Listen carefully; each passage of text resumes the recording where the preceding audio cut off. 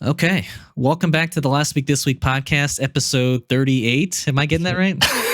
I'm losing track now. I'm losing track. No, it's fine. It's 38. I'm Ian Scott. And I'm Zack Huber. And this is the first ever video edition of technically through Discord of the podcast. Yeah. Kind of weird way to put that. But this is the podcast where we talk about nerd topics from the past week and this week. And today we just got a bunch of reviews to come at you because we missed last week and we want to catch up. Yeah, on Ian all the just stuff had we to be sick. I had to be sick. Yeah. But we got some exciting stuff like Ahsoka and Ahsoka ending and Loki and and the creator. Mm-hmm. And then most importantly, Gen V. Yeah, that is most important for me. Yeah. We're on the same page there. Yeah. But yeah, we are going to get started with some Loki season 2 episode 1. Yeah. And I guess we should start with some non-spoilers maybe. Sure. I'd have to say that I am super happy with like how this picks up right off season 1. I think I was expecting maybe definitely like a multiverse plot, but the way they've written this plot for this season, like I'm super excited for it. I don't want to like say it because it might be spoilers. But I love the gimmick. I love the new characters they've added. The gimmick, yeah. And this might be a little bit of a spoiler for my Ahsoka review, but like coming from Ahsoka to that, it was a very refreshing sense of style, like to see some real style, I guess, in cinematography and directing was very nice. Interesting. So yeah, that's my thoughts. Unspoilery thoughts. Yeah, I get unspoilery. I will say that it was really refreshing to have.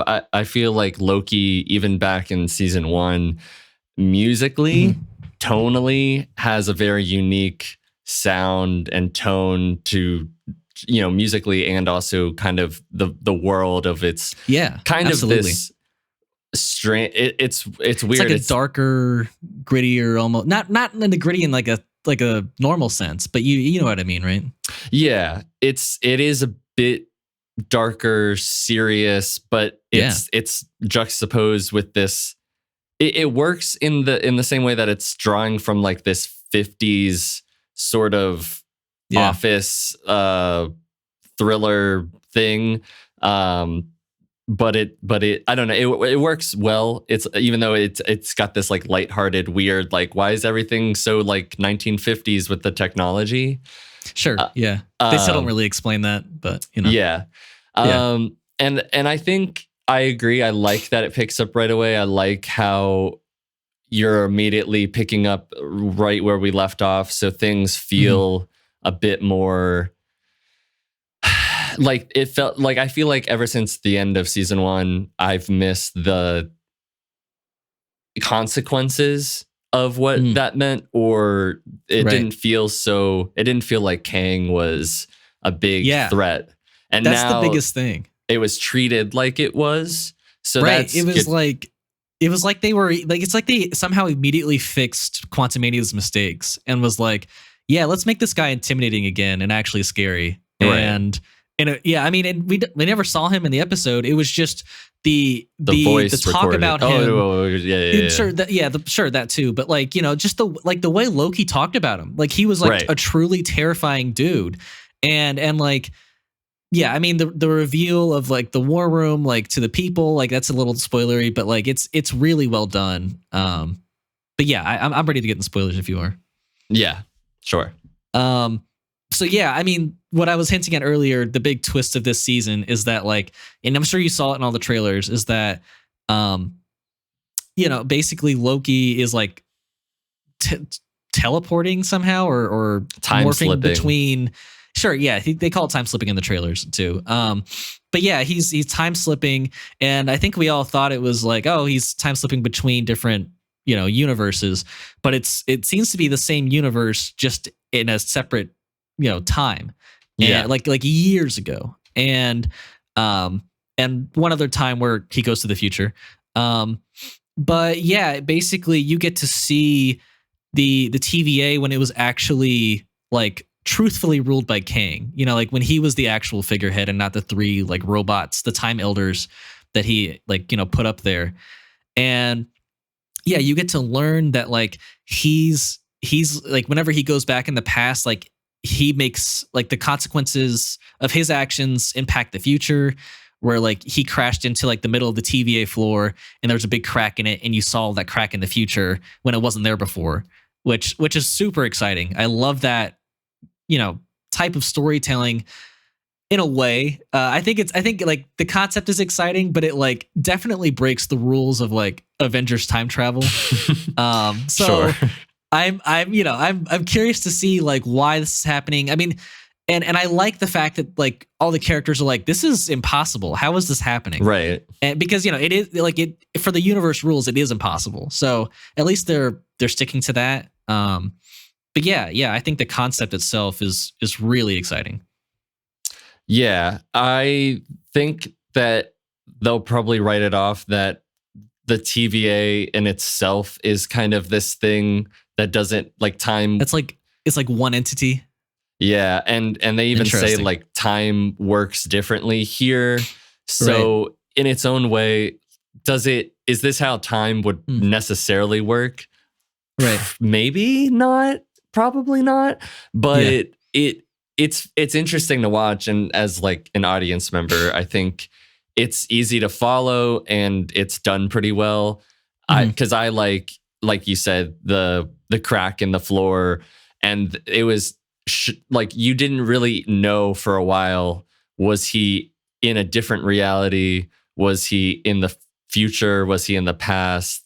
Yeah. Like you didn't really because we know. all at the end of last season thought he was in a different reality. That's what past. I thought. Yeah. Yeah. So and I kind of I prefer that it's this. You do? Yeah, I kind of prefer that it's the past, present, future. I can't say I prefer it, but I'm definitely not like bummed out by it. You know, like I think I was wanting the other thing, but I'm super happy with what we have. So, yeah, not a bonus or a deterrent for me. I just for this think show. I think it wouldn't make sense when I think about it that he'd be in a different reality, because if he's just in the TVA, like, would there be a different reality? Why would there be different TVAs? There should just be one TVA. I feel you. It was confusing, the concept, when it was. But at the same time, I guess season. they do say that like all of them are variants of other TVA members, so maybe it wouldn't be that. Sure. It's a little. I don't know. Yeah. I mean, is it perfect in telling everything? Right. I don't think so, but maybe that's part of the mystery. I don't know, but I do like the things that I like. I like Ke Kwan in this episode. Oh my gosh, he's amazing. Like the first conversation you have with him is like, it's perfect. He's like wonderfully quirky, and he's super frank with everyone. And yeah, I don't know. I love that's one of the things I love the most in this episode was when Loki time slipped into the past, and like he was having a conversation with past Obi, and Mobius was having a conversation with present Obi, and like when Loki would tell him things in the past, he would like gain new memories in the present time. And it was like that was amazing. I thought that was so cleverly done. So this show's got some really great ideas. But yeah, I mean, like through all of this time slipping he does, you eventually learn that, like, you know, all the people who are here in the past, like Mobius and Casey and Obi, all had their memories wiped because they don't remember this time where Kang was the ruler of the TVA. Right. And you know, and so he has to reveal it to like the people who are in charge now. That there was a wall that, I mean, to be honest, he covered up his mural pretty badly in the war room. If you could just stab it with you know, if you could just stab it with a little stick. Which I also go like, how would he know that like that was that it would still be there? Yeah, he wouldn't. But he took a good guess and it was still there. And because otherwise he'd just like smack it into the wall and nothing would happen. You'd be like, okay. Yeah. But yeah, I don't know. I thought the reveal of that was really exciting, and he's obviously terrified of Kang, and And Which, by the way, uh-huh. when I do think of, like, I like that he is, but Yeah. if we think about it, what is he so terrified of? He's not seen anything. I think he full like I see no reason for Loki not to trust what he says at the end. And if Loki has like basically this guy is like, I conquered the universe and made sure this timeline is staying how I want it. And that alone is an insane amount of power. Like I don't think Loki ever got close to conquering the entire universe, you know? No, I mean, he couldn't even conquer New York. Right. So yeah, I think he's scared of just the immense power this guy has, and then the fact there's going to be millions of them. You know, sure. Like he gets what's coming. No, I mean, I like it. I just when I think about it, I'm like, it's now. But I go on. As much as like there are things I like about this episode, there's also other things like when you brought up the war room. Yeah, there's things in this episode that are a bit kind of cheesy. Like the general, like the general, and talk like having this very strange, very paternal or something hug with the other member, the TVA member who shows up and is like going after Sylvie, and there were just things about the conversation in the war room that felt a bit silly at times. But I mean, like a lot of the characters are silly, you know. I feel like that is kind of like the contrast and this like dark vibe the show has. Yeah. I don't know. There were things, but you don't love it. Yeah. There's just things about it that like there are things that are silly, like the suit that Mobius has to put on is silly looking. Sure. And like a lot of the premise of it all looking 1950s sort of sci-fi sort of thing is silly. But it's just like kind of like a Marvelism thing that just like, or I don't know. It's just a bit strange, but that's kind of my only complaint with that, I guess. Sure. It just feels sometimes weird. Yeah, I can't say.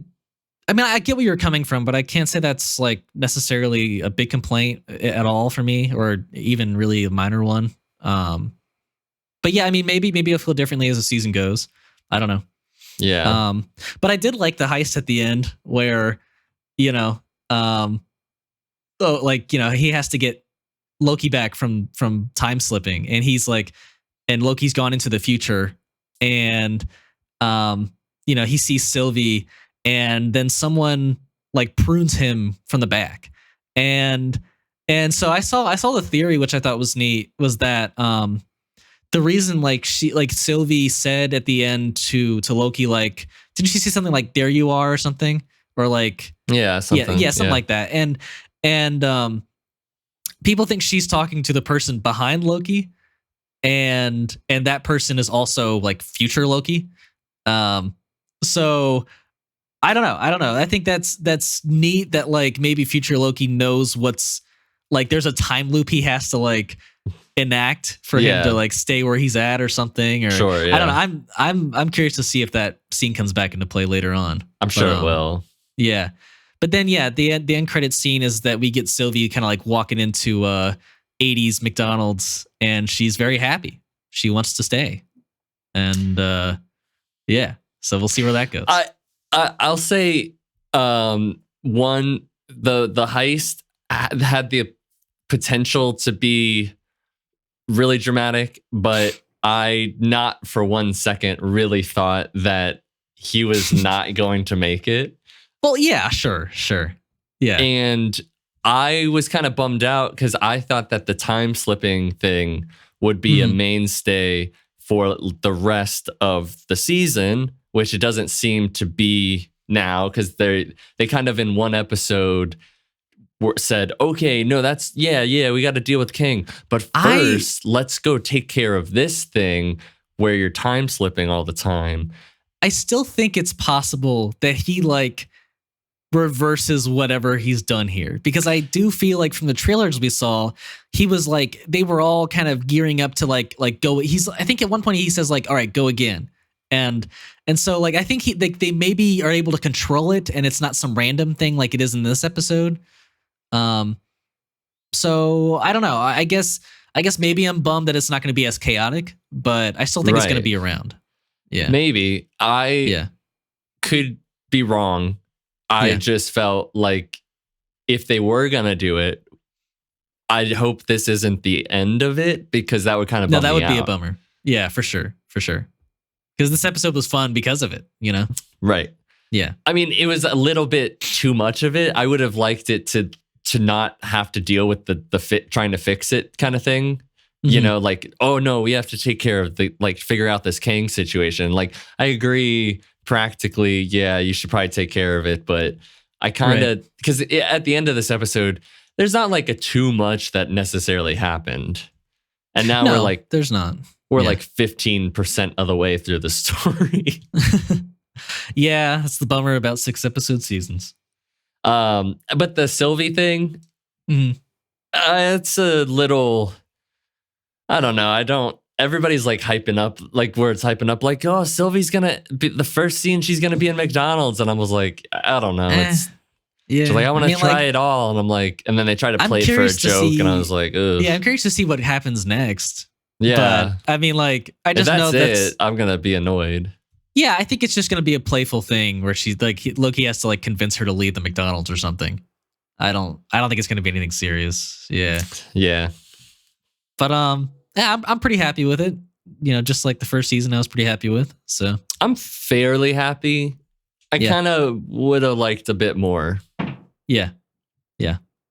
Not to that's our bum thoughts. Anybody else about like if they liked it or not. It's just that's your opinion. Yeah.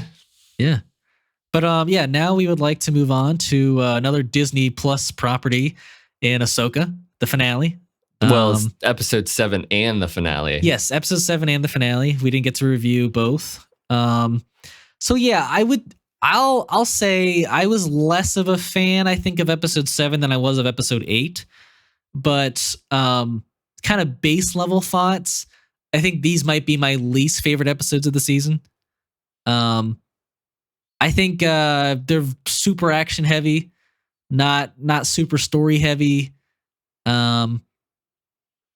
I don't think I think the finale, I mean, it has some good moments with action. But there's a lot of points where it looks sloppy for me, and I don't love what I'm watching.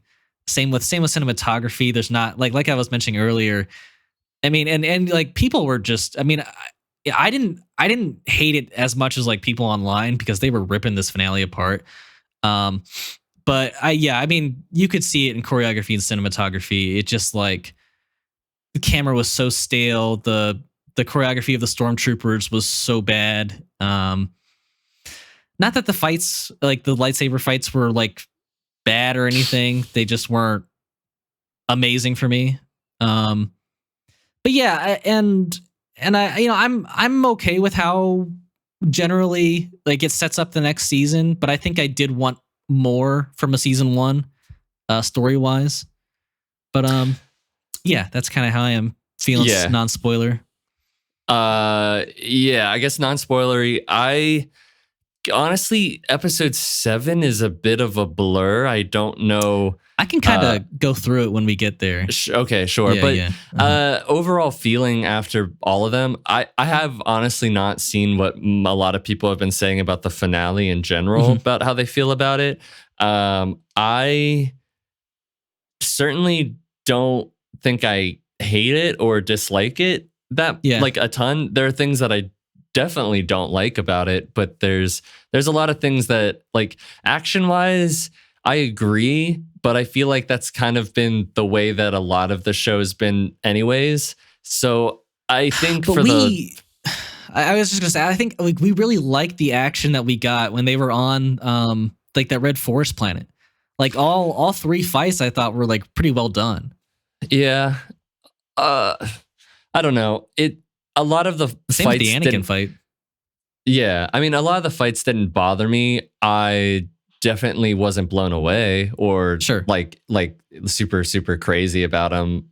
Yeah, but I do feel like most of the episode was, let's just have an action scene, go the whole way, which that isn't necessarily a bad thing, but the story of it was not as engaging. Yeah. I think that's the problem of doing 2 back-to-back action episodes, was where you just kind of get bored after a while. Well, I mean, action is just boring if you don't have an interesting story alongside, like if you don't have, that's not even my problem with, because I think the story is interesting, you know. But there's no, like, if it's just action and it's not moving the plot forward necessarily, or like creating interesting dynamics between characters, it's not as interesting. You could argue like some of the fights in John Wick are very not moving the story forward, but yes. Sure, but you go to John Wick for incredible action. Okay, so you're saying that movie can break the rules for you?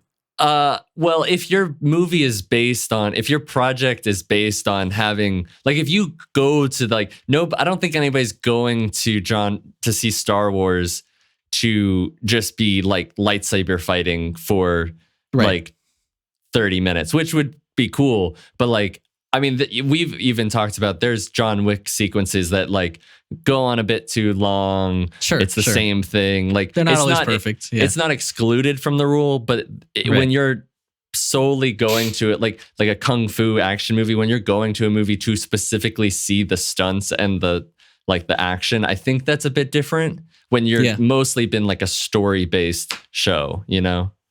That's fair. You want to get in the spoilers now? No, you don't want to get into spoilers? No, yeah, let's get. Okay. So episode 7, that one starts off where they start in that New Republic trial where Hera's at the court scene. Right. Yeah, so I feel like that's a scene that's not super for you. I feel like you probably didn't like that one. Well, I mean, because you weren't loving the court stuff earlier this season. It's like kind of what I was implying. It's just some of it was like, how could you be so stupid? You're talking about the G guy, or I can't remember his name. Yeah. And but like this episode did kind of play things out a bit more, but I mean, just to be like a nerd, why would this guy, like, they didn't even play the tape when like C-3PO walks in. Like, they didn't play the audio recording. They were just like, yeah, I mean, I guess if Senator Organa says like she okayed it, like, we're just, you know, gonna not say anything. Because they could have played, he could have been like, no, play it. I want to hear. Like, sure, but then if he's wrong, you're like, I just forced them to like play it for proof, like basically implying he doesn't believe Leia when she's like, Leia and C-3PO are like heroes of the galaxy. Yeah, you know, like, you can't doubt the legends of the galaxy, you know. But imagine how interesting that would be. Sure, I feel you. But they played a trump card. Yeah, I wish. Do I like C-3PO showing up? Yeah, that was very nice. Yeah, kind of. I liked it a lot because like I liked it, but it would have been also cool to get somebody to come in to actually be Leia. Sure.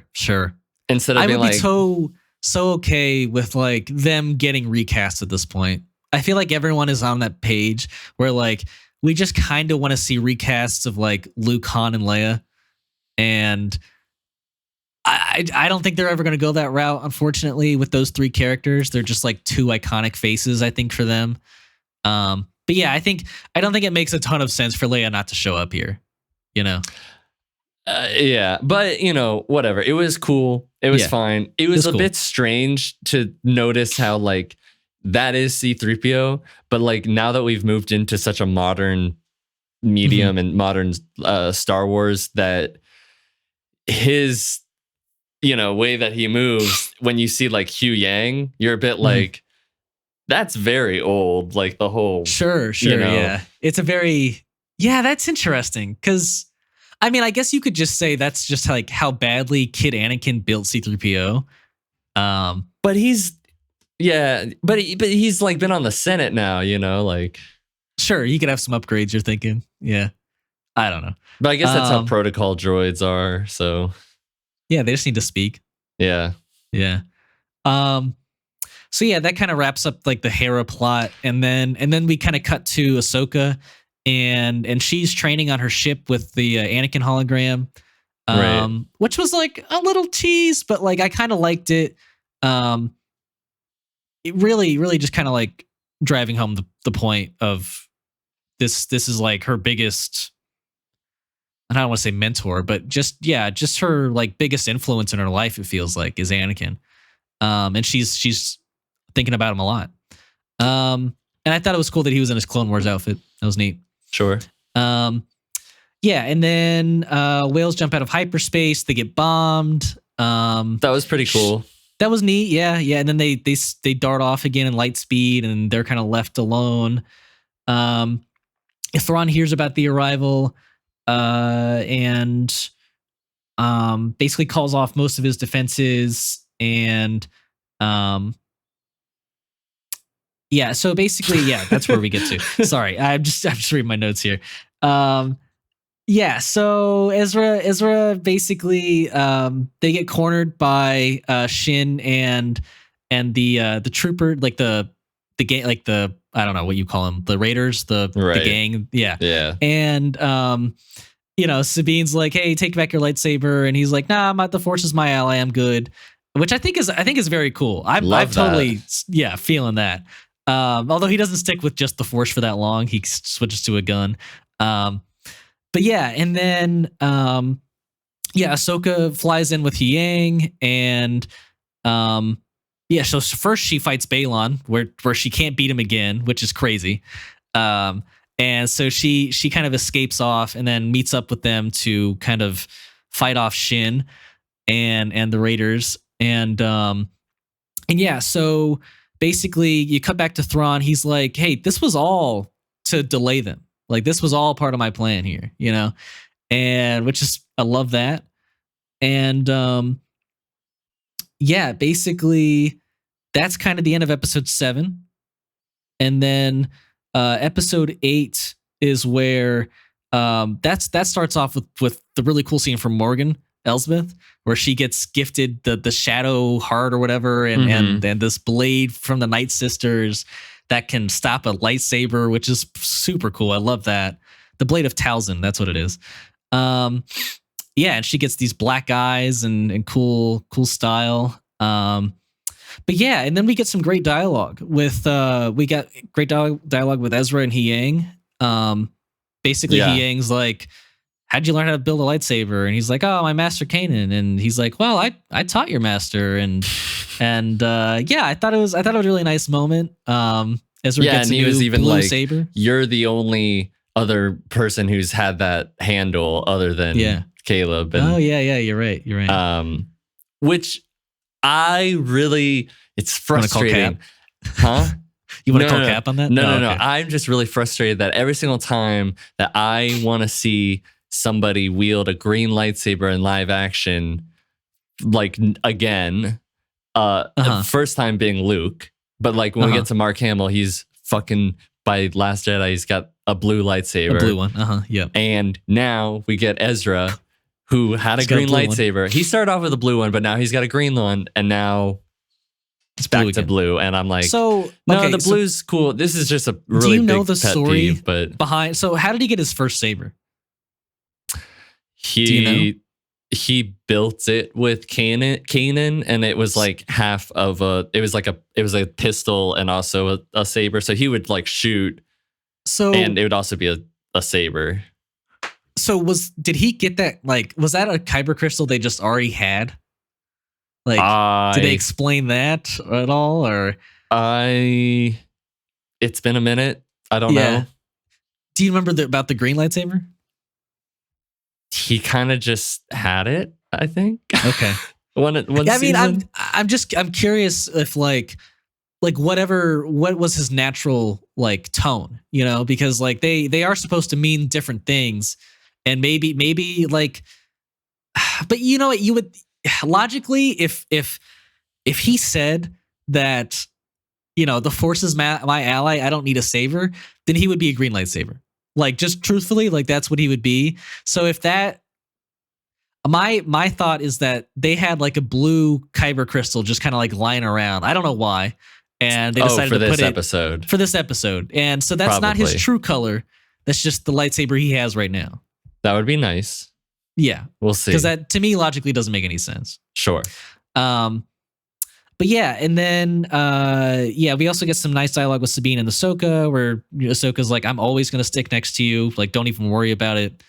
And then they get super attacked on the way to Thrawn's ship. Just bombs and raiders and troops and but yeah, they get in there kind of with luck somehow, and yeah, so they basically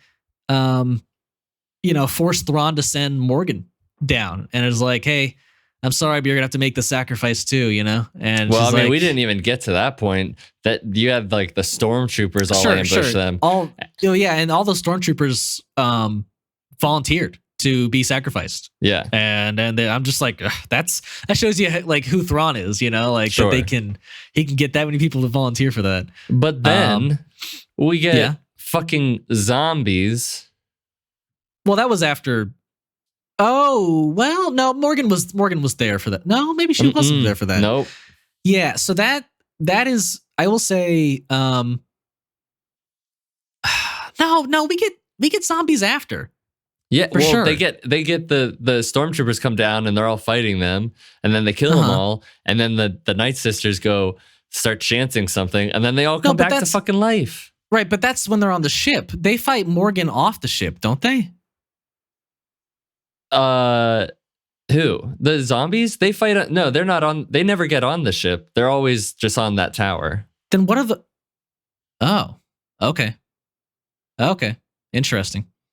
That's why, like, at the end, like Sabine had to push Ezra. I mean, that was definitely my one of my bigger like the first scenes. I was like, yikes, the choreography is not great right now. Feels like they were really nerfing the main characters to have to deal with the zombie threat. And just movements felt slower than they should be, But yeah, can we acknowledge the fact that why zombies? Well, because the Night Sisters, why? I don't need. I can deal with magic, but reanimating dead people. Yeah, I mean it's in their wheelhouse, but yeah, I feel you. It's not the greatest story beat, I mean, you're almost there to bringing somebody back to life. Yeah, pretty well. I mean, you're not gonna have them speak or anything, but yeah. I mean, but that's a level of magic that you didn't really need. Yeah, I don't need zombie stormtroopers. Sure. Now it's just gonna be undead stormtroopers in those fucking caskets that they're bringing onto the ship. Right. Yeah. Yeah. But yeah, I mean, basically they deal with them. They're pushing them up to the top of the tower, and that's kind of where Morgan beats them, right? Yeah, and like they have a really, really solid fight for the most part. I really wished that the powers that she got and the sword of Talzin was like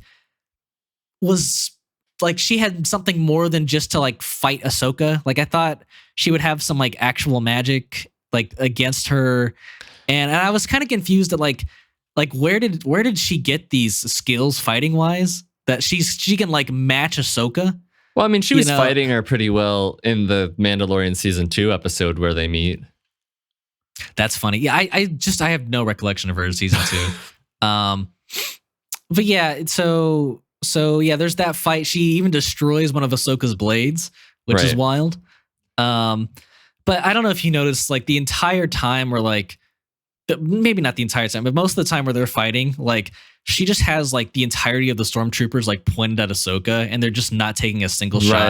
Right. And I'm just like, what are we doing right now? Yeah. Like you could kill her right now. But also, I'm more frustrated that like it felt like we haven't seen these characters interact since Mandalorian season 2. Mm-hmm. And we're supposed to feel a lot of drama, I feel like. but there's no drama. Yeah, I didn't there. feel it at all. No, there's there's no dialogue. Yeah, there's no dialogue. It was just a fight, and it was a somewhat cool fight, but it was also flawed in certain ways, great. and it was just like I wanted more out of the Morgan Elsbeth character than just this. I was bummed that she died. Yeah, yeah. I thought we were gonna get a lot more. I thought she was honestly gonna be like Thrawn's new right hand one person. You know? Yeah, that would have been cool. But yeah, basically, you know, Sabine does this insane push jump, which I feel like is kind of out of her wheelhouse, to be honest. She I feel just was able to pick up a lightsaber with the Force. Right. Like, why would it not be the other way around? Why would Ezra not be like, yo, let me Force push you right now? For real. Yeah, right. But, you know, that's how like Ahsoka wins her fight. Sabine helps and stays. And yeah, basically, they're you know, they're not there in time. But, you know, Ezra makes it onto the ship. He's able to escape this world with Thrawn, and you know, before they escape, Thrawn gives a really cool message to Ahsoka. I love that intimidating, like, you know, we might never meet again, but it was a pleasure. And yeah, but yeah, so then Ezra is able to kind of unexplainably kind of escape the ship by disguising as a stormtrooper, and meets back up with Hera at her base. And that's kind of the end of their story until we get to season 2. And then, yeah, we see Ahsoka and Sabine escape with the help of Hiang, where he comes in and saves the day with his ship. And then, you know, at this point, I'm just like, wow, we're really going to get nothing with Balon and Shin, huh? Right. But then we got like 2 30-second scenes where it kind of shows what they're going to do next season, which is Balon. There's a lot to get in with Balon, but he's got like the power, like he's standing on a statue of the father, and the father is some like he was like the leader of this group called the Ones, and they were like these Force deities. And it's just like, you're like, holy crap. And this was like all Legends canon. So they're bringing a bunch of new canon into Star Wars, which is so exciting. It's just such a bummer that Ray Stevenson won't be there to play it. But I think that is also what Sabine and Ahsoka will be moving towards next season, because I think they're staying for a reason on that planet. And I think it's to get closer to whatever that is, that power. Right. Yeah. But that's kind of how we end. Thrawn goes to Dathomir, which is cool. I'm gonna love to see Dathomir in season 2, and yeah, and that's the show. But yeah, I mean, as you can tell, not a ton of dialogue and story beats. It's a lot of action, kind of resolving the major plot of this season in a way. Thrawn just kind of gets to escape, and then that's it. Yeah. Yeah. I mean, I don't love it. Yeah. Yeah. I'm not entirely certain that there's going to necessarily be an Ahsoka season 2. Mm-hmm. Like, oh no, there definitely will be. There's no way they can just leave Ahsoka's story right now till the movie. There's just not a chance. I just don't see it. I mean, maybe hopefully, but also like I don't know. I don't know how you get. Plus, I know it's not been greenlit yet, but I've heard reports that it's like already being worked on. So, yeah. Well, regardless, it was a little there. At the end of this series, I don't particularly know what the point of the show was, other than to get Ezra and Thrawn back, and Sabine as a Jedi. Yeah. Yeah, sure. I mean, guess that's really it. Yeah. But that's really it. Like, it was like, oh, we just need to make sure this happens, but everything in between is just like. And you could say Ahsoka got some good character development. Did she? I guess. Yeah, she finally was able to move past her guilt with Anakin. I feel like that's a pretty huge character plot point. Yeah, but if you're not like inundated with Star Wars lore, you're just kind of like, yeah, that was good, I guess, that she got to It was just a random episode, you know what I mean? Like it just kind of happened, and then in a way, yes, it didn't serve the overall story of the show, but it served Ahsoka, her story. So, but I'm the show is called Ahsoka for, and you're like, well, come on, let's make it more about Ahsoka. So exactly. But yeah, go on. I am disappointed that we didn't get more Baylan, which I can understand that they're trying, like they wanted to make set him up, like a tease. Of like, oh but my God. Like, it's such a short scene, like. I mean, it's cool, but it's also, I mean, I'm not gonna lie. I don't know that much about the father and the daughter and all of that. I had to read up on it because I had never heard about it. Yeah. But it could be cool. But the thing is that there's things about Ahsoka that them going to a faraway galaxy and like, and doing some of that lore is cool. And even the Night Sisters, like I'm willing to go there. It's starting to get to a point where I'm like, is this Star Wars anymore? Like it's starting to get a bit like magical. Well, like, I don't have any problem with the Night Sisters. They were a great addition to Star Wars Jedi Fallen Order. I agree, but now we're getting to like zombies, and now we have these Force deities that were carved into mountains, and no, yeah, I mean it's crazy. Yeah, we're going to new areas, but I think that in a way is more exciting for Star Wars for me than Star Wars has been in a while. Sure, but yeah, I think my overall number I'd maybe give this season is like a 7. Yeah. And I think probably my favorite character of the whole season's Baylan for sure. Yeah, it's Baylan and Thrawn maybe. Thrawn was pretty great. It's a bit of a problem when some of your favorite characters. Both your favorite characters are villains. Like I cared more about what was, because I wanted Thrawn to like leave. Yeah, me too. In a way, yeah. Like I didn't want him to just stay there and and lose. Like I wanted to see more Thrawn. I wanted to see more Baylan. Right. I wanted to see more Sabine, but Sabine just started to get like. Sabine kind of got worse for me over the show. Yeah. She just kind of became stagnant at a point. Yeah. But it was a enjoyable season. There were things I really liked. Maybe not all of it, but yes, there were things that I liked probably more than I didn't like. Yeah. And yeah, I'll leave it at that. Yeah. Excited sort of for season 2. No, not sort of. I'm excited for season 2. I'm still excited. Yeah. But yeah, that's our talks on the Disney Plus shows today. And now we're going to review a movie that we both had been wanting to see for a very long time. Yeah. And it came out a few weeks ago, called The Creator. Directed by Gareth Edwards. And cinematography by oh man, I feel bad forgetting his name. But yeah, he fucked it up. He did the cinematography for The Batman and The Mandalorian season 1, and then we also got score by Hans Zimmer, right? Yeah. So I know, spoiler alert for you guys, I know we have some very different opinions, I think. So let's get into it, Zach. Let me hear what you thought, man.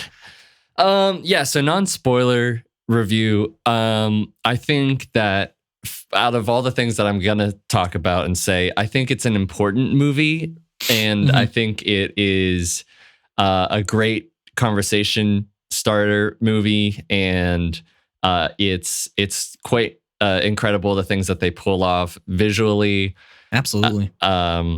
Budget wise, there's very interesting topics that the movie goes into, and yeah, I think like it's a really, I've heard what other people have to say about it, and I'm interested to hear what you have to say about it. I'm not I was very, very, very excited about it, and I just felt pretty let down after watching it, which I wasn't expecting to feel. I was expecting to feel a lot better about watching it, and I'll get into my reasons, but sure. but overall, I mean, like, if you like this movie, I think I can understand why you really like it. And I think there's a lot of things that are really well done about it. And I think it's a very interesting movie. Okay. So not as negative as I thought you were gonna be. But yeah, my non-spoiler, I would say, like, I knew like 20, 30 minutes into this movie that I really liked it. Like I just immediately fell in love with the cinematography of this movie. Soundtrack. I know it's not maybe one of Hans Zimmer's strongest, but it is. I still think it's a very good soundtrack. I really love the style. You get these like really nice like segments of the movie where it's like you get a Japanese title card, and it's like you get like the creator, the mother, the child, the friend. I think one of them is called. That was like the third one. Yeah. And so I think the movie's structured very well for the most part. And I really like the story, and I do acknowledge there's some big plot holes maybe. That it's not like the tightest of stories, but I still think it's a much more grounded story than I think I was expecting, and I like that for it. Yeah, and I like John David Washington. I think he's pretty great in this. Yeah, I'm very happy with this movie. Do I think it's perfect? No, but I think it's really good. Yeah, I think when people were coming out of the movie and saying this is a classic sci-fi movie, this will go along with like Blade Runner in 2001 and I don't know if I put it that high. And yeah, I mean it's one of the best movies of the year, and it might get Best Picture, and I'm like, okay, I didn't necessarily believe any of that, but I was like very intrigued that it was getting such high reviews. Here's the thing. I don't have like the list of all the movies I've seen this year, but like I don't think it's absurd for it to be like number 5 on my top 5 right now. So, yeah, I don't know. I don't know if I can say the same. Yeah. So yeah, you want to get in the spoilers? Yep. Okay.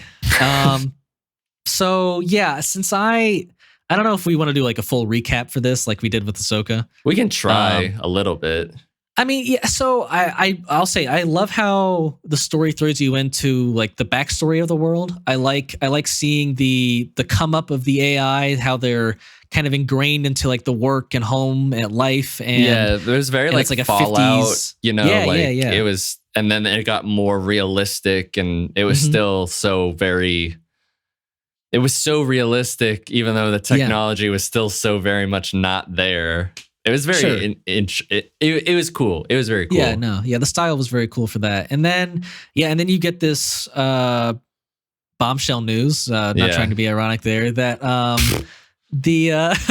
that the AI in the year 2050 dropped a nuke on LA and killed millions of people. And so basically the Western world has fully outlawed AI, but the Eastern world is doesn't seem to see the problem in AI and kind of fully embraces them and treats them like a full member of society, which is kind of cool to see the juxtaposition of those two cultures. But yeah, and then you get introduced to the main character of the movie, and I'm struggling to remember the character's name. Funny Joshua. Okay. And he's basically, you see him as a father or a future father with his wife, and they seem to be from Eternals. Oh yeah, you're right. I didn't even realize. But yeah, she's pregnant, and they seem to be very in love, and they're living on the beach of some Asian coast, and and then all of a sudden they get attacked, and it's kind of revealed that he's been a double agent this whole time, and she kind of overhears it and runs away and kind of gets bombed by the big device they have in the sky. Do you remember what it's called? Nomad. That's right. And so basically, the character cuts to 5 years from then, and he's just kind of removed from the world. He's just kind of a sanitation guy cleaning up the nuke blast zone. And he's still very much like AI aren't people. Kind of says to that woman, remember, at the, like when that AI woke up at the nuke blast zone, she's like, that's a real thing. And he's like, no, it's just programming. And I mean, that scene was done pretty well. It was. I like that scene. I wish there was more of stuff like that. Yeah. And I want to also say that I think the idea of the Nomad weapon ship is, I think it's an incredible sci-fi ship design. Absolutely. And I think the targeting lasers, I didn't know that was targeting lasers, which is so cool. But it's also, it's a great idea because it's so intimidating. Like you just see it coming across coming across the field so fast, and you're like, well, that's it. I'm done. But it's also like, imagine it is a bit of like a similar thing that goes on today, where imagine if you were living in a country where you could get bombed by a drone. Sure. Yeah. You just have this massive targeting system just over your country constantly, because you know that you have AI, and it is this like really it looks cool, but it's a terrifying weapon of mass destruction. Yeah.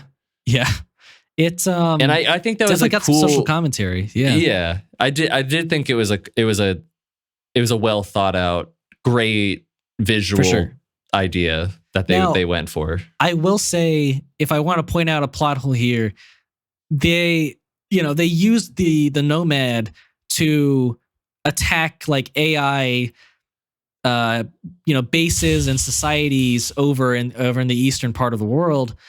But I'm like, are you saying like all these countries are just letting the Nomad into their country? Like what are you gonna zero fight? But what are you gonna do? But you could go to war. I mean, you could. But it literally like it would attack from like space.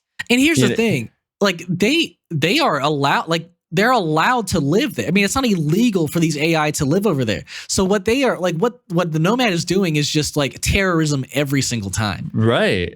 Yeah, I don't know. I felt like there wasn't anything shown of like the government of these countries like being upset about this. Like I feel like it was never even discussed. But like, what would you even do? I know, it just feels like such a crazy. I mean, I don't know. You could threaten the other country with nukes if you wanted to. I don't know. Like, I mean, I agree with you. That would have. I do agree that it would have been good to see a bit of that, because besides that, it just felt like guerrilla warfare, where like you had just these small sects, and like there was never even a military going up against them. It was just all you had was like AI cops. Yeah. So yeah, I mean, I don't know. It's not a huge thing for me, but it's just like I get that if somebody had a problem with it. But yeah, I mean, basically, he gets kind of pulled back in. The main character gets kind of pulled back into this life because he's told that his wife is still alive when he thought she was dead, and basically he's tasked with like finding this weapon and destroying it. And so I really like the heist, the squad that goes in. And at this point, I really like the fact that the movie like is, at least for me, like I was naturally siding with the humans at this point. I was just like, look, the humans got nuked by these things. Like they have every right to be upset and to want to destroy this like all powerful weapon that the AI have created. Right. And I mean, and you're naturally inclined to feel that way a little bit. Like when you they purposefully had the woman who's like the main antagonist of the movie, talk about how her sons got killed. Right. But I also didn't necessarily feel that way. I felt more like Joshua, where like he clearly was also very upset at his own government for like fucking, doing what they did. Sure. Yeah. So he was just kind of indifferent to all the, to everything. Yeah. Right. But, up until, I want to say like, up until a little after, like once we got into the child section of the movie, I was all in. Like I was loving everything. Like Really? yeah. Like I was so into everything. And then, any movie that, is going over like an eastern continent, or I don't know if it was Nepal or whatever, but and it was juxtaposed this like organic countryside with like AI spread throughout. And then like the world they set up was great. A military chopper flying, instead of doing like a typical 1970s like Creedence Clearwater, they decided to do like a Kid A, everything in its right place, Radiohead, and I was like, I'm fucking in. Like this is amazing. nice. Everything and the break into the place was executed super well, and it was super tense. And I loved everything. I loved like the woman who's like, guys, I need backup, and like she's like blowing people up. And by the way, favorite scene of the movie, or favorite shot, I'll say, is like before all that, where he's in the pool and like the general like walks up to the pool and he's still underwater, and he like looks up, and like the general's shades make it look like there's an AI above the water. And I almost I got chills. Like I was just like, holy like that was a great shot. Like I don't know, I loved it. And I wish there was maybe some more like trickery like that throughout it. But I liked he didn't necessarily go, oh, don't shoot the dog. He was like, I'm not gonna shoot the dog. Like he's not going to stop the guy from shooting the dog. He just found like what he was looking for. Because he was like, I don't really give a shit, which let you know who like Joshua is a little bit. Sure. And that was a great scene. And then obviously we get to forgot about that. We got to the place, the vault kind of opening up, and we get to who we later know is Alfie. Alfie, yeah. I was gonna say Artie, but I knew that was wrong. Artie, like an old man's name. Yeah. And that's when, but like when it got to that point, that's when the movie was starting to lose me a little bit, in a weird way. Not entirely, but like was it like the fact that like the kid didn't talk at first, and then the kid like out of nowhere was like, yeah, I can talk. No. I'll go into it, but like for one, the woman who like starts yelling and starts shooting at him and whatnot. That was clearly not Gemma Chan, right? That was just like an older woman. No, that wasn't her. I don't know why he thought that was his wife. Yeah. And I was like, what? And it was never, I was like, that's clearly like, I felt like I was being gaslit. I think he just was like hoping that the person that it was in here was his wife. Maybe, but it did not feel very well. Like I don't need something to be spelled out to me, but like that clearly felt like I was like, it didn't necessarily feel like something to even be in plot. Maybe it was just like, I felt like I was like, that was weird. Yeah, I could see that. I don't know. I guess I just jumped to the conclusion that I had. But then they get out, right? And it was kind of lost on me because I thought that he would know that the kid was a weapon, but then he would treat the kid like he wanted nothing to do with him. Well, and then he knew. Like he knew pretty early on that the kid was a weapon. The only thing he cared about was getting to his wife. Yeah, but like it was strange. Like, cause he would be like, oh, this like, cause at a certain point he started to care so much. Like he started to care the fact that like he clearly knew that the kid would be able to get him to like the creator, or to get him to his wife. But there's a lot of times where he'd be like, fuck off, kid. And I'd be like, why? Like, and he would just be like, get lost. And I was like, why would you? And then he was like, oh no, I need the kid. And like, there was just things like that started to like lose me a little bit. I was like, his motivations are. I can't say those scenes like stick out in my memory for me. Like specifically when like he wakes up in the boat after the blast and like, and then the kid's there and he's like, fuck off, go away. Right. And I was like, why? Yeah, that's a little weird. Yeah, I'll give you that. Yeah, whenever he does that, I'll give you that. That's a weird choice because like I don't know. Do you like? It's like, have you just given up at that point? Like, are you just like not trying to find your wife then, or what? It was just like weird interactions, weird choices. But you know, I think the thing that a lot of people, I think, were gravitating towards is they thought, oh, the relationship between Joshua and Alfie. I feel like a lot of people are like, oh, they had such great chemistry. I think towards the end they did. I actually don't think that they were that great on screen together. I really didn't feel any of the connection that they really had.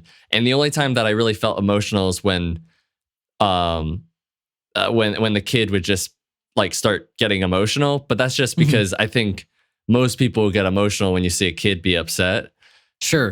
Yeah, I mean, I cried when the kid cried at the end. So, but definitely when we got into the child sequence of stuff, there were just it might be a little hard to cite every single time, but there would just be moments where I didn't understand the interactions between the two. I didn't really think that. Like I don't know. I just didn't buy into a lot of things that started to happen. There was a lot of things that just happened very conveniently that I was kind of frustrated by. And then we started to get into these cool ideas that were never kind of delved into. And it started to become more of a hide away from the government. Like, I don't know, it started to become like a different movie than what I thought it was going to be.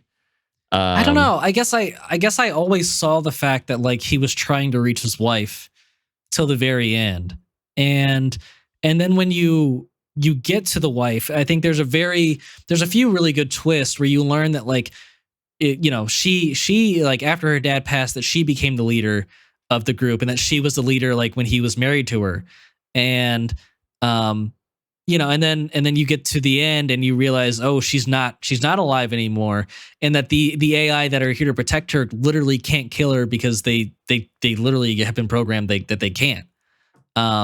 So I think it was a like really beautiful to realize that the entire journey, maybe subconsciously for Alfie, was getting Joshua to his mom or to her mom so that Joshua could kill him. Give her peace, basically. Maybe. I think that's how I like to look at it, and I think like the story is pretty beautiful at that point. Now, where I do think the movie has another kind of problem, I don't think the movie is dragging out, or maybe not dragging out, but I don't think the movie's like unnecessarily long. But I do think the end, in a way, drags out because you have like 3 different finales almost. Like you had the finale where they had the standoff at the village, and then they get he gets to his wife and like the village gets bombed again and they have to escape, and then they had this whole plan where like he and Alfie are like infiltrating the Nomad, and like then they destroy they basically destroy it at the end, and I'm like, okay, this probably could have been over like 20 minutes ago, but I wasn't upset at like them going to destroy the Nomad. I was like, oh, this is like a good progression, Yeah. Yeah. I mean, I guess like, okay, I'll get to where you're at in a second, but like, sure, there was things like support aid AI, aid AI, and they would be like, give your likeness to AI, aid them, and I was cool. Like, but it was gone in like a second. Like they were like, oh, that's cool. But they never like went into it. I mean, like, it was an interesting idea. They were never in the heart of a civilization for more than like half an hour in the movie. I know, but like how cool would it have been to like have some sort of like, it was a cool idea. I'm glad it was in the movie, but like I was kind of bummed out. Like that was really interesting having like, it would have been cool to have like a, well, and didn't he see his wife a couple times in the train? Right. Yeah. Like she, but I just thought like that was like rich to have like an interesting conversation about, and they didn't really go into it. But that's also fair. You're telling me that they go into this very heavily populated city, and like, yeah, they get recognized pretty soon after, but like they were like straight up just like almost at a certain point not even hiding, just in like a group of people. And I was like, okay. And you literally have like these AI robot cops that could have easily just, you know, Yeah. but Speaking of the AI like robot cops, okay, sorry, go on. or the people that help them out, like okay, sure, they just wanted to help them out. I don't know why. Like, they're wanted fugitives. They probably know they're wanted fugitives. Like, it was a bit, you know. I feel like any, and maybe not. Yeah. And they literally got them into trouble and started like shooting at cops, and they still drove off with them. Like, yeah. there's just stuff like that was kind of weird. Well, and I don't feel like that family was ever shown to be like willingly helping them. I feel like Joshua was just like, yo, I'm gonna kill you all if you don't like drive us to the city. I don't. But and just like he was hiding his gun when the guy approached him. Remember? Yeah, I don't know. Like, I can only speak for how I felt about the movie. I just feel like there's some times where things weren't executed very well. I don't think story-wise, like, I really understood people's motivations. I felt like things went by really fast. Like, there's times where he was like realizing things about his wife, that like she's like all these different people, but it was like that she's not actually maybe real, because she's just generated her, like, given away her likeness. And it was just like through these kind of like fast-paced edits of him looking at different people, and all the while he's talking to the kid about, or sorry, he's talking to the kid about like, I'm not going to go to heaven and all this stuff, which was like one of the better conversations between the two. But like the kid was saying some like really cringy lines sometimes, you know, like, what do you want from, you know, what would you like to have for AI to be free? Oh, we don't have that. I'm like, oh my God. Yeah. You know, I think that was in the trailer though. I know, but it doesn't make a difference. It still was. Sure. It was arguably worse in the movie theater for me. I could agree with you. That wasn't a great line. Yeah. But I was like, it's a kid who like only wants that. I don't know. Like, but I also didn't necessarily understand the kids' motivations half the time. Like, sometimes I got it, but I didn't really believe them sometimes. I think the kid was willing to help AI regardless, because, you know, she is AI and AI made her. And I feel like the other motivation was just getting back to her mom. Like, I feel like that was pretty much her two motivations, you know? Yeah. I don't know. I just feel like there was things about the movie that really didn't feel executed very well. And I didn't believe, like, things felt very convenient. Like, for example, especially, like, I had already kind of checked out, but by the time they are trying to destroy Nomad, I was like, yeah, they did get, you know, confronted when they first board, and then Joshua sucks them out the airlock. Cool. The rest of the time, you're telling me he didn't have to fight nobody, and then the kid didn't have to evacuated, fight. You know? Oh, no. You're telling me the most heavily guarded, most expensive, took 10 years to build government. Sure. Like, weapon of mass destruction, they didn't have to fight anybody or deal with any issues. Like, boarding and taking down that place could have been a whole 45 minutes of a movie if you wanted to, and they obviously just need to get through it. But I didn't believe any of that stuff that was happening. And I also didn't believe that, I mean, maybe like it is an advanced AI kid, but like, you're telling me like that, I don't know, that idea, that whole plan of taking that thing down was not exactly the most well thought out plan. Yeah, for sure. You know, I will say we should probably be wrapping up the creator talk here. Yeah. But yeah, I think, and like, people are talking about the suicide bomber. The suicide bomber thing was like cool, but again, like, there's just I can't describe. I can't like. There was just, I think it sounds like there was just too much thrown at the wall and not enough expanded upon for you. Yeah, I think you just needed a more concise story and for it to be more detailed in what it was trying to show.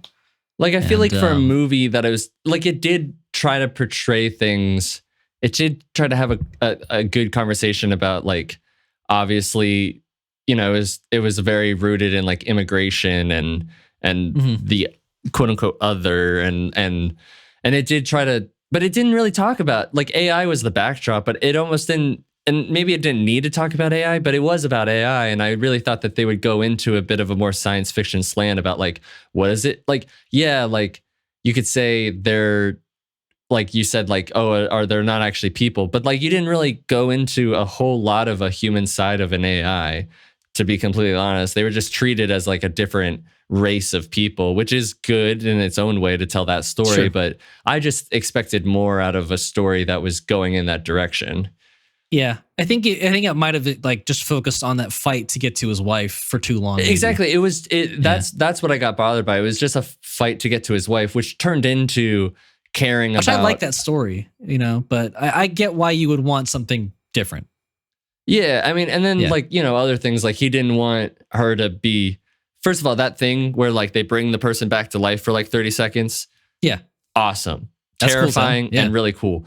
But when she starts to do it to his wife at the end, he's like really pissed off, leave her alone. Like, and then at the end, he's like more than happy to just take that little memory card of her out and just like take it with him. And I was like, I thought it was like, that scene I didn't love, where he like reunited with the AI version of his wife at the end. I was like, did I need that? No, I did not. There's like things like that could have been a very emotionally potent scene, but I just feel like things weren't put, like they didn't dive into it enough things for me personally, and they kind of went too fast with things, and then they also like tried to make these really emotionally impactful moments that I don't know. I didn't feel, just didn't hit for you that connected to. I don't. Yeah.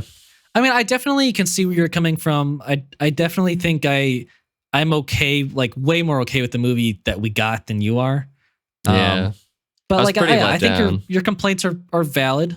Thanks for validating me. Yeah, you're welcome, buddy. That's what I'm here for.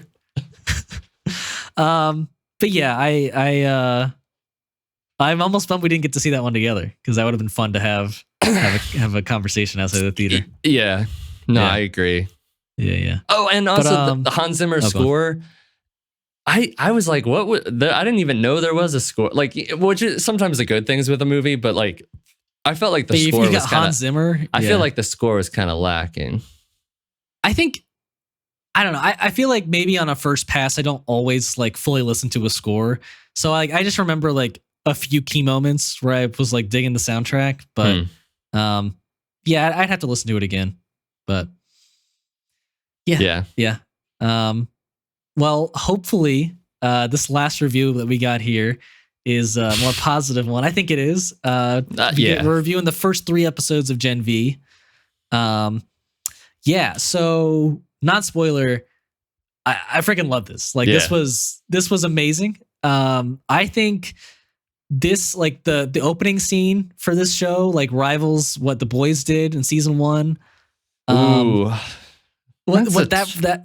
I mean, I don't know. I mean, both opening scenes are just so insanely dark and disturbing, and I think it, like, having us. I don't know. I love, that's what I love about this show. Like, I do love following Huey and like the non-superhero characters, but I love following like a good superhero character as the main character. You know, like it's basically Starlight. like if we got Starlight. Yeah, that's what I was gonna. Yeah, right. So, I'll say this. I like all of the main, like maybe not all of the main cast, but I like most of the main cast. They are, very complicated characters, and I think the writing for this season has had some great twists, and I think the action's been great, and I love the world they built of Godolkin, and I think so much of it is a positive. Yeah, I love it too. I think episode 1 I didn't know. I was shocked at the amount of story that they were able to put into one episode. There was so much. I was shocked. I couldn't believe it. Where they went. I was like, Yeah. I thought this would have been like a thing, because they were foreshadowing things all throughout the episode that like something wasn't necessarily right, but they just went right into it. And that could have been 2 episodes, genuinely. Oh yeah, but like I think that's like like part of the reason why the show's so good is like it wasn't. They were good enough to put it into one episode. Yeah, for sure. Go on. No, yeah, I mean it's great. And yeah, if you don't want to listen to spoilers and then you just want to like take what we're saying, go watch it and then come back to spoilers. You should. Since it's 3 episodes, we'll do a smaller recap. But you should definitely watch it before you listen to this because it's so good. Yeah. But yeah, so yeah, like I hinted to, the beginning introduces you to the character when she's like, I don't know, a preteen or a teenager, and she not feeling good. She goes to the bathroom. She's having her first period, and her mom, is coming to check on her like a good mom, and she makes a really loud noise in the bathroom. So the mom breaks in and pretty much instantly kills her mom with her sharpened period blood. Which is pretty horrifying to say and to imagine. But basically, she can manipulate blood into shards. Which is like that. The sentence that you just said is like, imagine trying to sell that to somebody. It's crazy. The only way you're selling it is because it's like a spinoff of this wildly successful show from The Boys. Yeah, so, it's amazing. Yeah. And then so then her dad comes in, and basically the same thing happens. She like really freaks out, and then her sister walks in, and you don't get to see what happens with her sister until later. But yeah, basically she gets the opportunity to get out of this orphanage that she was placed into afterwards, and go to Godolphin, like the top superhero college in the nation, it seems like. And it seems like it's backed by Vought or built by Vought. I don't really know. But yeah, you get introduced to like, her roommate Emma, which I think is an amazing character. God, I love her. Yeah, she's someone who shrinks, and the way she shrinks is by purging herself. Yeah, I mean that, and alongside when we meet Jordan, are 2 of the most incredible like characters. Like Jordan, that's the one who's like mean to her, right? Or am I thinking of somebody? Yeah, okay. That the switches between like male and female. Oh, okay. Never mind. Okay. Like, okay. She shrinks by purging herself, and then a character who's literally non-binary, and they go into it all, and it's incredible. They do. They had so much of that episode 2 was just like centered on Emma without any of the other main cast. And I was like, this is pretty great. And I love all the story we're getting from Emma, even though a lot of it's very graphic. Get a really disturbing sex scene in there. But it's all really well done. I think they said they built that penis practically. Yeah, I mean, so, if they built a practical one for season 3. For season 3, they definitely built that one. Yeah. I just want to see it, like I don't want them to tear it down. I want them to keep it. Right. But yeah, one of my favorite parts from that whole series, or for the whole 3 episodes, is the ending of season 1, where they're at the club, and God, like you just don't see it coming, and basically they're all like high on coke, and Andre, one of the top 10 heroes in the school, is hitting on this woman, and he has these like metal manipulation powers. Yeah, he's like Magneto. And basically. And so basically he's like flirting with this woman at the bar, and is like, if I can get this metal bird to fly into this woman's drink, then you'll have to have a good time or go home with me tonight. And so he's like sending it across the bar. This guy shoves into him, and he cuts this woman's artery just like out of nowhere. Yeah. and he's like, oh fuck, she's bleeding, she's dying, and it's so realistic too. It's so real. It's so like his reaction is so real. The blood pouring out of her neck, it just looks so real, and they basically, the 4 popular kids scram out of there, and oh my gosh, I'm forgetting the main character's name. Marie, right. Marie decides to, she thinks she can help, and she successfully like stops the bleeding from this woman's neck and saves her life.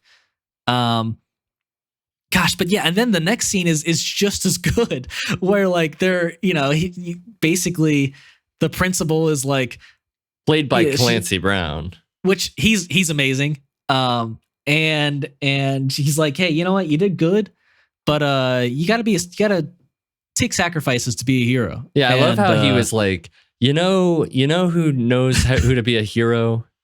This guy, Joe Schmo in England or Ireland or whatever. Yeah, who like and had himself, saved his dog and died in the process. Yeah, and he was like, you're gonna be Joe Schmo. You're gonna die. Yeah, because you're sacrificing for your other friends. Right. They're gonna go on to do great things. You're just not marketable.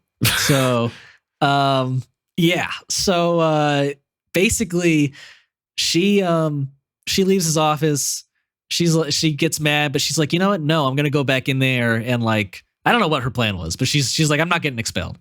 And so she walks in on the number 1 hero at the university, Golden Boy, just lighting Clancy Brown to death. Just he's on fire and he just burns to ashes. Yeah, which I'm sure we're gonna see more of him, but like I was so bummed. I was like, no, not Clancy. Why is it always I see a little bit of Clancy Brown and then he's gone? Yeah. John McFlure, I guess, was the exception. But even that was a little bit. And even in Ahsoka, he was in there for the first episode. I forgot about that. Oh my gosh. That's funny. But yeah, both of those scenes back to back are so great. And then like Golden Boy like rushes outside to try and like catch Marie, but Andre, his friend, is like, hey man, like let's just calm down. And I thought he was gonna incinerate him. Yeah, for sure. But Golden Boy whispers something in his ear. He flies up and then he just kills himself by exploding and just rains blood on everybody. And you're like, holy crap, that's just all in the first episode. I know. Like oh my gosh, it's so good.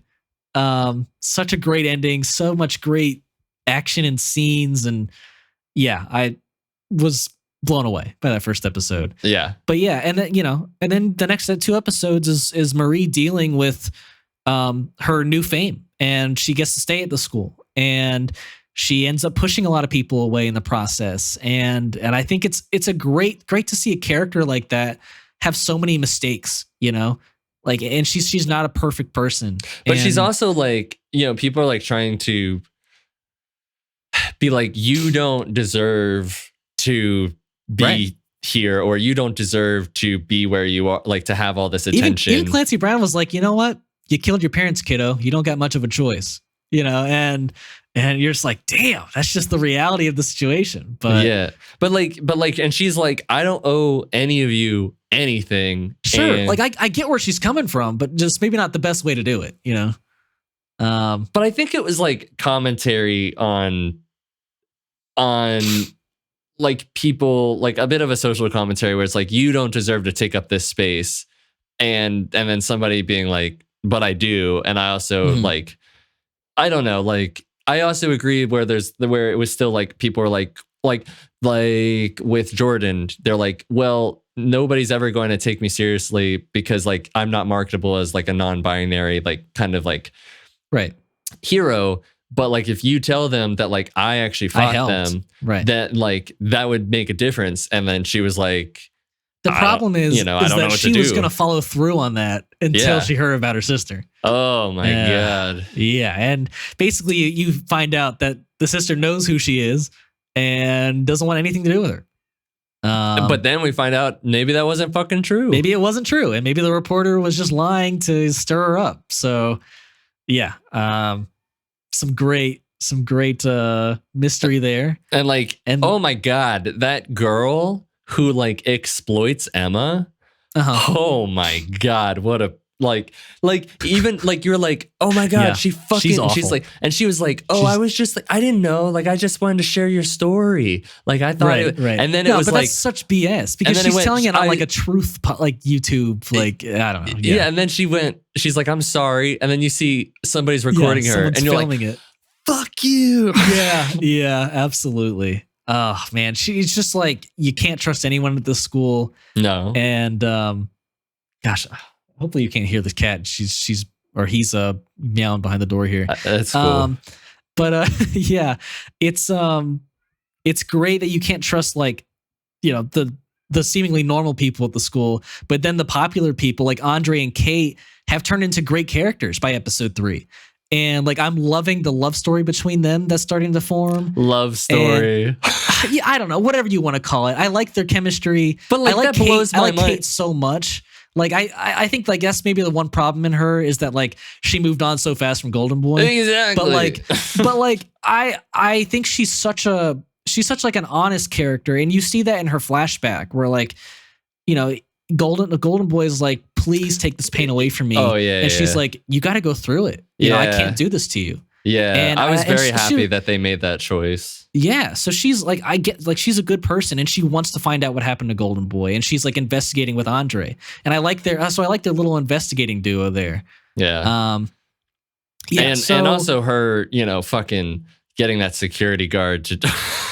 Oh, jeez, yeah. Her mind control powers are amazing. But yeah, basically the whole mystery behind this show is like, Golden Boy's brother is, trapped in this, I don't know, jail, this prison called the Woods underneath the school, maybe. So cool. And and so basically Andre gets the shrink lady Emma, the Emma who shrinks down to a super small size to, find her way in to the Woods. And basically maybe not the best idea when they're, high. Yeah, maybe not the best. But basically, episode 3 ends with Emma trapped down in that prison, and they're looking for her.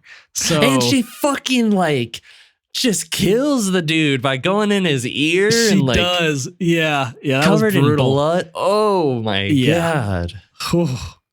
And they kind of have like a bit of a possible romance, like for sure. I think they're super cute together. Yeah. So.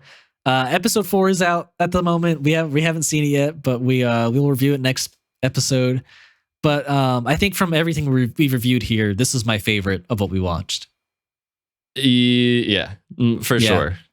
It's still continuously like the best, one of the best projects, or like IPs that I genuinely didn't think it could get even close to the level The Boys was at, but it did.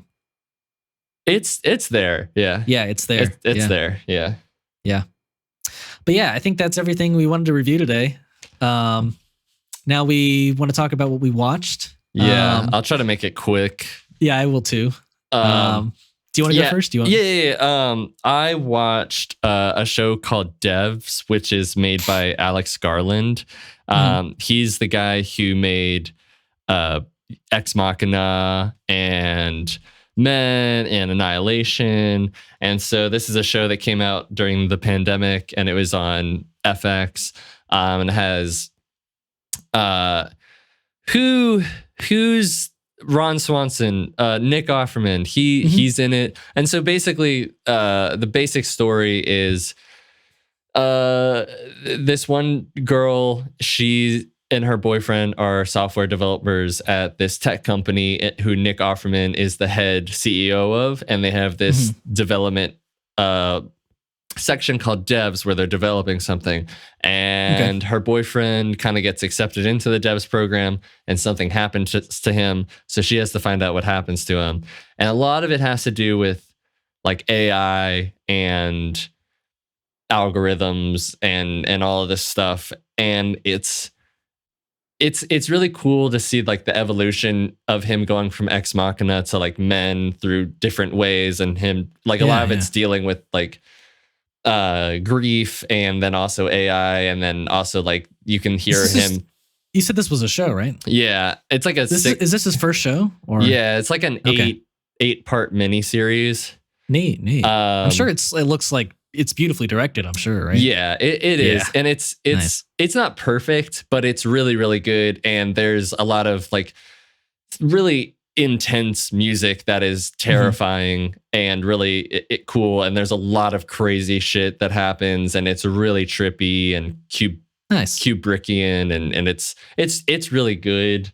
And then I think that might have been the only thing, unless I think about something else later. Okay. Yeah. Well, I finished Walking Dead: Dead City. Okay. Definitely not a great season. Pretty rough, I'd say. It's the only spoiler I had known about coming into this was that, like, and spoilers for you who haven't watched it and who care. That Maggie by the end of the season like really screws over Negan. And I think Jeffrey Dean Morgan was quoted as saying, "Oh yeah, Negan's fucked." And I was like, "Oh, that's exciting." But basically it's revealed by the end of the season that like Maggie tricked Negan into coming with her, and that basically the villain of the show kidnapped Maggie's son so that Maggie could basically bring Negan to him, and then they would trade, like he would trade Maggie her son for Negan.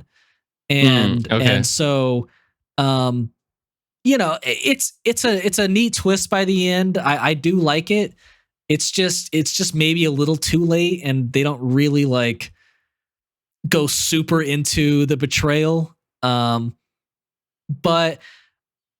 I think that's unfortunately like what they're setting up for season 2. Like they do the deal, and Maggie and her son gets away, but like her son is basically like, "Yo, you are obsessed with Negan, and you would have done this like just cause. Like you would have traded him for anything." And so now she's gonna go back for him. Yeah, basically that's implied that she's going back for him in season 2. Yeah. So I don't know. The villain, like the villain of the show, like there appears to be, like by the second to last episode, like a villain above him appears, and you're like, where the hell did this person come from? And she's given zero context, and you're like, okay, all right, I guess we're doing this. And so yeah, and then Negan's basically at the end of the show like talking to her directly, and so you're like, all right, well, I guess we're gonna see more of. Oh yeah, it's played by the actress who played Darlene in Ozark. Yeah. So she gets to play another interesting villain, maybe. I don't know. But yeah, not a great season. Probably on the same level as like last season of The Walking Dead for me. Oof. So yeah, not great. Okay. But then I also watched Zoe 102. Finally got to that. Dude, we were gonna watch that. What the hell? I didn't know you wanted to watch together. Well, I'll watch it. I'll watch it. All right. I won't say spoilers then. But I'll watch it with you if you're down here and you want to watch it. Okay, so you want to watch it again? I would watch it again, sure. But yeah, basically it's super. I wouldn't say it's like the most quality thing. I just think it's like it's really. I think it's a really nice ending for Zoe 101. Like I think it's in line with the show. I think it's a bit more quality than the show was, which I mean you would hope so, right? But like they do a lot of maybe not a lot of fan service in a bad way, but like they really, gosh, I don't want to say too much, but like they let you know like what happened, in between the show and now, like with Chase and Zoe and what everyone's been up to, and how like relationships have progressed, and they, I don't know, I feel like they do a lot of explaining, and I think the bad parts of the movie are like all the new characters they've added, but they're not terrible aspects. Like I think the one good addition is like Zoe's boyfriend that they bring in. I think he's a pretty good character, but yeah, I think it's a pretty fun like Zoe 101 movie. Spoiler here, they don't really have a reason to call this Zoe 102. It's just like it's the next see it's the sequel, right? Right. I thought maybe like her wedding room, like at the hotel, would have been like 102 or something, or What was it? I don't know. They didn't ever show the number. Yeah. So, but yeah, I think it's a pretty fun time if you're a Zoe 101 fan. It's not perfect, but it's fun. Okay. Yeah. I did watch 2 things, technically 3. Uh-huh. One, I watched Twilight with my roommates and my girlfriend. Does it hold up for you? It's still the perfect amount of camp and romance and vampires it's still great. It's really great. And then second, there's a new Hulu movie that came out, but it was like Fox Searchlight, called No One Is Going to Save You or something along those lines, which is very much like almost not really any dialogue, and it's about this girl where she's kind of ostracized from her community, and this isn't really giving anything away because it happens very early on, but it's a home invasion movie, but she's being invaded by aliens. Oh, okay. That's pretty neat. It goes like so is it like a fun movie? It's a thriller. It's a thriller. Wow. Like it's a thriller. Okay. Like it's a home invasion. Like you could make that really funny, you know? Yeah, but it's very serious. Like it's very like, but it goes just like off from there, and it's nice. It's not perfect, and it's like kind of like I would watch it again, but I did like it a good amount, and like I would recommend even you watch it. Like it was pretty good. Okay. And then last thing, I did finally get to watch Teenage Mutant Ninja Turtles with you. Oh, nice.